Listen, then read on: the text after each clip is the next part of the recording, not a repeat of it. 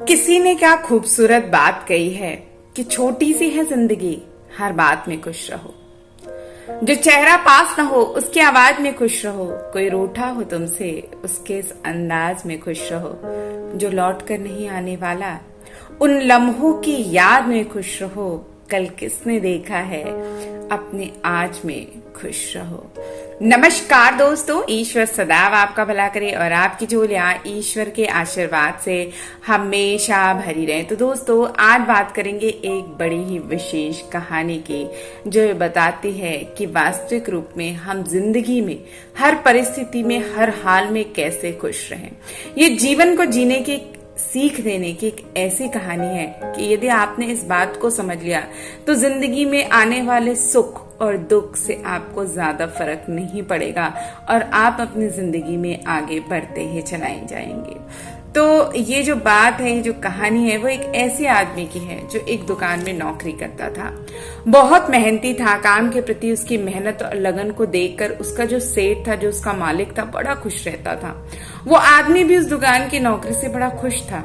एक दिन बिना बताए वो कुछ दिनों की छुट्टियों पे चला गया। सेठ उस दिन सोच में पड़ गया, क्योंकि ऐसा उसने पहली बार किया था। वो सोचने लगा, ऐसी क्या बात हो गई कि छुट्टी पे चला गया, मुझे बताया नहीं, कहीं पैसे की तंगी तो नहीं हो गई, कोई दिक्कत तो नहीं होगी। ये विचार आते ही सेठ ने अपने मन में ये निर्णय लिया कि मैं कल से उसकी जो पगार है वो बढ़ा दूंगा। कुछ दिनों बाद जब वो आदमी वापस काम पे आया तो सेठ ने उसे अपने पास बुलाया और उससे पूछा कि तुम्हारी क्या प्रॉब्लम है, क्या परेशानी है। मैंने तुम्हारा वेतन जो है वो बढ़ा दिया है और अगले महीने की जो नई तारीख आएगी उससे तुम्हें अपनी बढ़ी हुई तनख्वाह मिलेगी। अगले महीने जब वो तारीख आई, उस व्यक्ति को उसकी बढ़ी हुई तनख्वाह मिली, लेकिन उसने कोई प्रतिक्रिया नहीं दी। ना तो उसने सेठ को धन्यवाद दिया, ना बड़ा खुश हुआ, बस रोज की तरह काम करता रहा। पगार बढ़ा देने के बाद सेठ के मन में निश्चिंतता हो गई कि चलो अब ये काम अपनी मेहनत से करेगा और छुट्टियां भी नहीं लेगा। कुछ दिनों बाद ये बात आई गई हो गई। कुछ दिनों बाद वो व्यक्ति फिर बिना बताए कुछ दिनों की छुट्टी पे चला गया। इस बार तो सेठ को बहुत गुस्सा आया कि मैंने पगार भी बढ़ा दी, कैसा लापरवाह आदमी है। मैंने इसकी पगार भी बढ़ा दी लेकिन इसे अपनी जिम्मेदारी का एहसास नहीं है। बिना बताए ही छुट्टी कर लेता है, ये भी नहीं बताता कि क्या दिक्कत है। अब उसने ये निर्णय ले लिया कि चूंकि ये लापरवाही से काम कर रहा है, अब मैं इसकी जो तनख्वाह है वो घटा दूंगा। अगले दिन जब वो व्यक्ति काम पे आया तो सेठ ने पहले से ही तय कर लिया था कि अब वो उसकी जो पगार है वो घटा देगा। उसने उसे बुलाया और कहा कि अगले महीने से तुम्हें वही पगार मिलेगी जो तुम्हें पहले मिलती थी।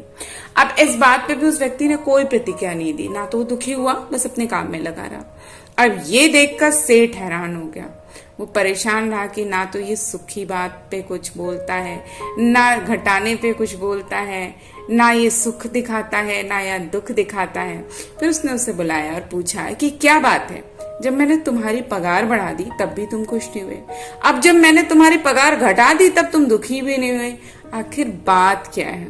तो आदमी बोला, सेठ जी, जब मैं पहली बार आपके यहाँ काम पे आया था उस दिन मेरे बेटे का जन्म हुआ था और जब मैंने आपके यहाँ से काम पे छुट्टी ली थी और तभी आपने मेरी पगार बढ़ा दी, तो मेरे मन में ये विचार आया कि ये जो अतिरिक्त पैसा मिला है वो उस बच्चे का हिस्सा है।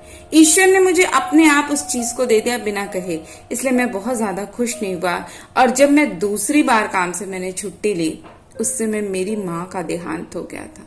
उस समय जब आपने मेरी पगार घटा दी तो मैंने सोचा कि मेरी माँ अपना हिस्सा लेकर चली गई, इसलिए पैसा घटने पे मुझे दुख नहीं हुआ और पैसा बढ़ने पे मुझे कोई खुशी भी नहीं हुई।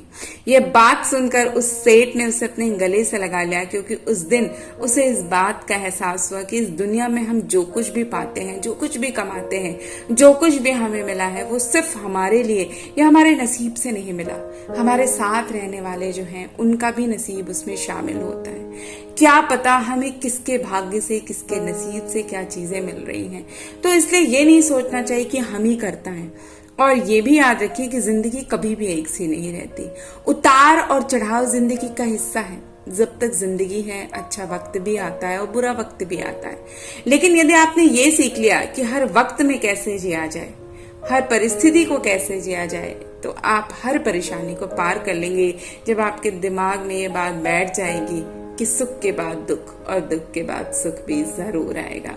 तो जिंदगी के दबाव में आना बंद करके हर हाल में खुश रहना सीख लें और यही जिंदगी जीने का सही नजरिया है। तो दोस्तों, आशा करती हूँ ये कहानी पसंद आई होगी। यदि पसंद आए तो इष्ट मित्रों से शेयर करें और हमारे चैनल को लाइक और सब्सक्राइब जरूर करें। तो फिर मिलते हैं